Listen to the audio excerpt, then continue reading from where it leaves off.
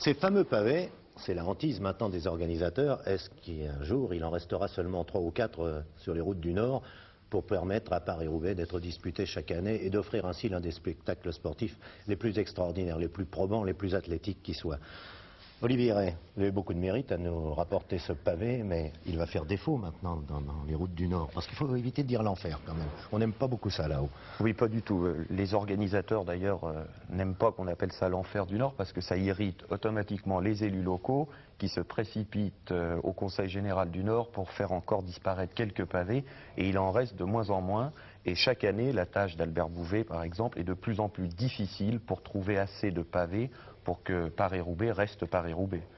C'est un dilemme parce qu'il faut bien assurer la sécurité aux gens qui pratiquent ces routes autrement que sur 2 roues, quand même leur offrir de bonnes routes comme partout, et puis aussi essayer de conserver donc un petit secteur pavé pour que Paris-Roubaix puisse y pénétrer chaque année. Alors, c'est le problème que se posent donc les élus locaux, et parmi eux, vous avez été surpris de découvrir de nombreux défenseurs des pavés. Oui, j'ai trouvé de nombreux défenseurs des pavés, et puis vous allez le voir dans le reportage, il y a aussi un maire qui lui en a bien profité de Paris-Roubaix pour refaire faire les routes de sa commune qui sont maintenant superbes, et il remercie d'ailleurs tous les coureurs de Paris-Roubaix.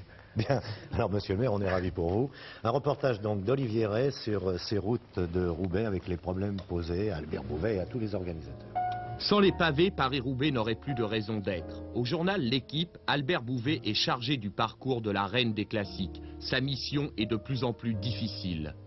Grâce à des antennes que j'ai quand même dans le Nord, pour ne citer que les principales, il y a Jean Stablinski qui habite Valenciennes et qui est l'auteur de ce nouveau parcours de Paris-Roubaix depuis 1968. C'est lui qui m'avait conseillé d'aller dans le Valenciennois et quitter le parcours traditionnel de l'épreuve qui jusqu'en 67 faisait directement pratiquement Paris, Amiens, Arras, etc. À partir de 68, grâce à des garçons comme Jean Stablinski qui sortait du peloton également, Édouard Delberg qui habite Solesmes, j'ai pu découvrir les réserves du Valenciennois notamment. Et puis, pour ce qui est plus près de Roubaix, alors grâce aux dirigeants du Vélo Club Roubaix, des dirigeants d'Orchy, à qui je rends hommage aussi, j'ai donc pu mettre bout à bout des zones pavées qui sont, à mon avis, les derniers vestiges du nord de la France. Vous avez souvent, je suppose, des difficultés avec les élus locaux qui ne sont pas toujours d'accord, qui eux se battent peut-être pour faire disparaître les pavés qu'ils ont dans leur ville. Oui, lorsque je leur dis que je vais faire passer Paris-Roubaix par leur commune, ils paraissent enchantés au premier abord. Mais effectivement, à l'usage, il se vérifie que certains de ces élus en profitent pour faire ressortir le côté exécrable de la chose, et on profite auprès des autorités de tutelle pour faire une intervention afin d'obtenir l'amélioration de leur chemin. Car là, nous sommes véritablement dans des chemins d'intérêt communaux. Dans certaines portions de Paris-Roubaix maintenant, ce sont des routes qui ne sont même pas classées départementales.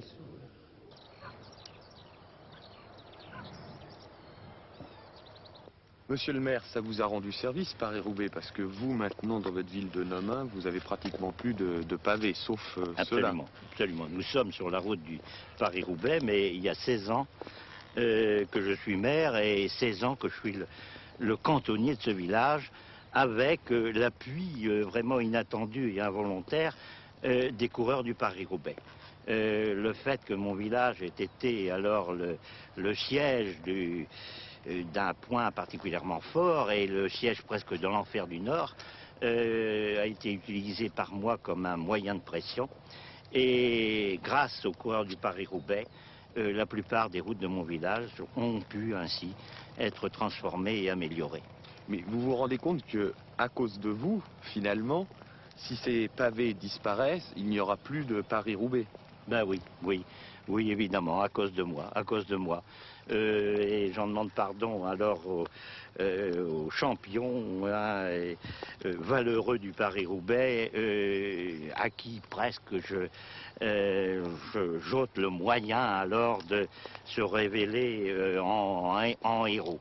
Mais j'ai aussi des administrés qui espèrent en moi et souhaitent vraiment que cette situation, qui était alors catastrophique, vraiment reçoive la solution qui a été donnée. Je crois que vous avez une formule sur ces pavés. Oui, oui, une formule sûrement. J'y vois, moi, les voies romaines d'origine et je pense que César n'eût pas conquis la Gaule si les routes alors de la Gaule eût été celles du Paris-Roubaix. Cette situation déplorable et qu'il faut peut-être conserver en partie hein, et la marque d'un temps fort ancien. Hein, ce que j'aime dans cette route, je vous dis, c'est venir m'y promener. On y entend le rossignol, on n'est pas gêné par les voitures car qui s'aventurerait ici. C'est un lieu de repos animé une fois par an, sinon par Paris-Roubaix qui m'a délaissé, mais par le Tour de France dans quelques mois.